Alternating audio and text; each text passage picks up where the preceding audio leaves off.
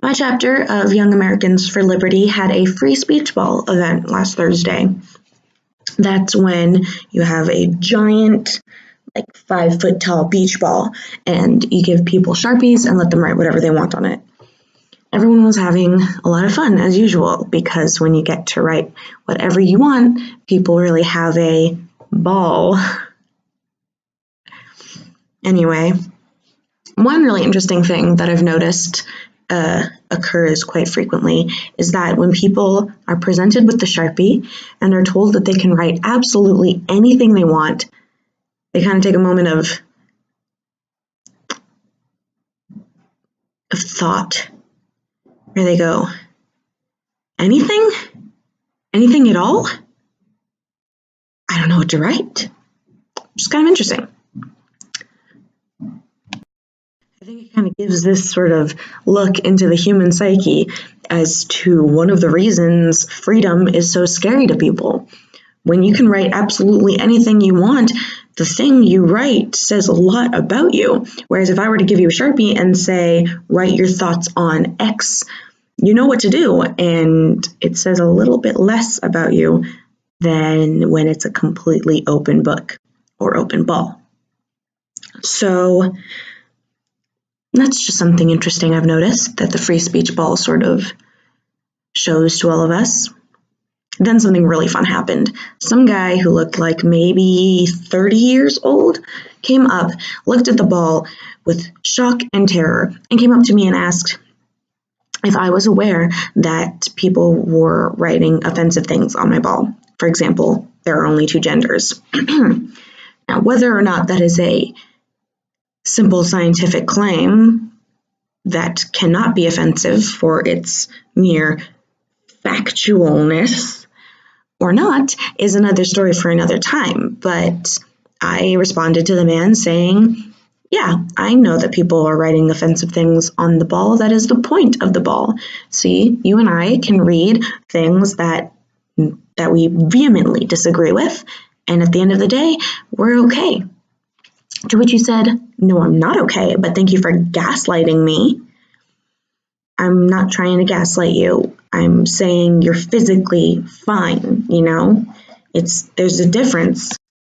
There's a huge difference between physical pain and emotional pain. For one of the two you have a lot more control over than the other. So I tried to explain to him, see, what we're showing here is that we all have a voice, we all have the right to express it, and words do not hurt people.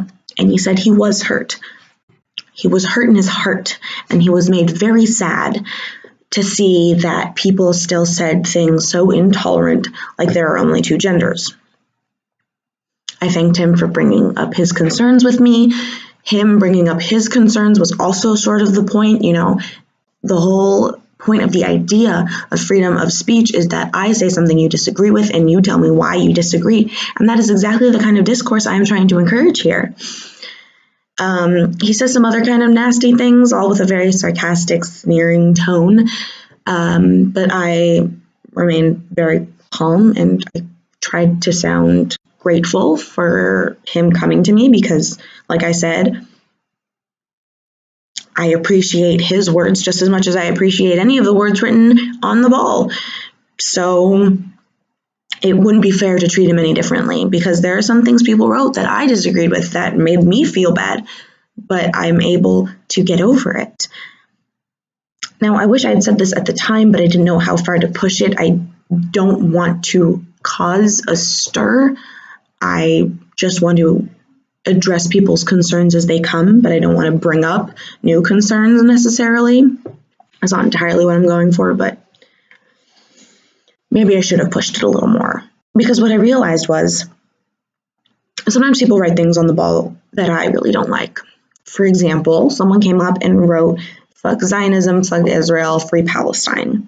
And I'm a passionate Zionist. So I let her write and scribble all over my ball. The only rule was don't cross off anyone else's words.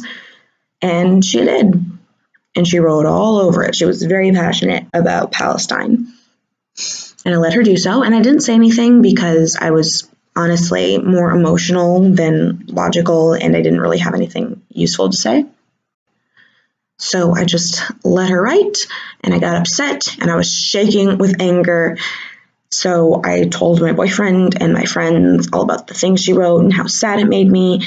And a few days later, if not the next day, I felt completely fine because I know why I'm a Zionist. And someday, if she wants to talk about it, of course, I didn't bring up that I was a Zionist, but the point still stands that if for whatever reason she wanted to talk to me about Israel, I would be able to defend my position. And I know that there are people out there who disagree with me.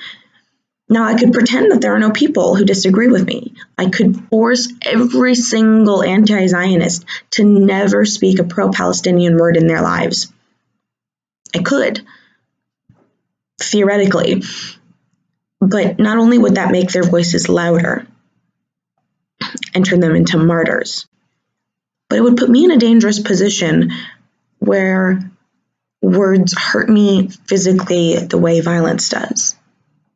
And that is a sad life to live because I was angry. I was shaking. It really upset me. I'm not saying that it's a fun thing to feel. I honestly feel bad for him because I know how upsetting words can be. But the fact that these words are so upsetting to him that he finds them physically painful and he finds himself unable, I just realized I guess I don't really have any way to know that he goes by he, but for simplicity's sake, let's assume so. The fact that he finds himself unable to take care of himself in that way, that seeing those words there can be so upsetting, he has to express his concern and find a way to somehow make it stop because he can't take care of it being his emotions. He cannot take care of his emotions himself. That's sad, honestly. Like, I mean it genuinely. I'm not trying to be sarcastic or pithy here. I'm saying I used to be a very emotional, or not emotional necessarily, but sensitive person.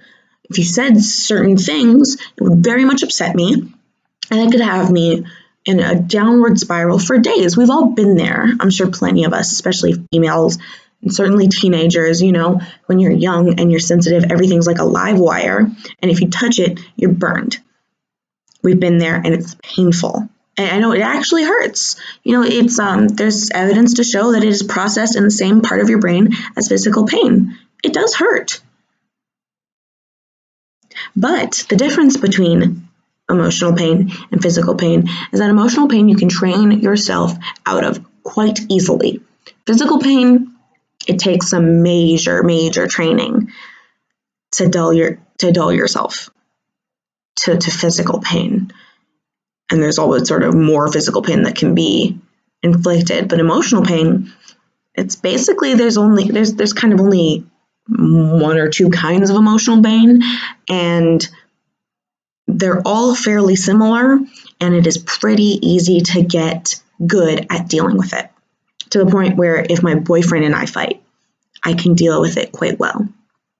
But just because something hurts emotionally does not mean it shouldn't be there. For example, as I told him, when my boyfriend breaks up with me, which has never happened, it might have happened. Doesn't matter. If my boyfriend were to break up with me, that would hurt a lot, but he still has to. And there is some value to the discussion of gender. Enough value that the discussion has to be had, and it cannot be stopped just for your feelings. But more importantly, it is so vital to a good life to be able to regulate your own emotions despite external stimuli. If there are words that could hurt you, you need to be able to deal with that. Otherwise, your life is going to be pretty crappy. Funnily enough, he came back a few minutes later to take pictures of some other things that were written on the ball, probably to take it to the Associated Students or campus police or something. And You know, when I'm stabbed in the leg, I don't go back for seconds. So, how much did it really hurt? Anyway, that's that. Have a nice day. Bye.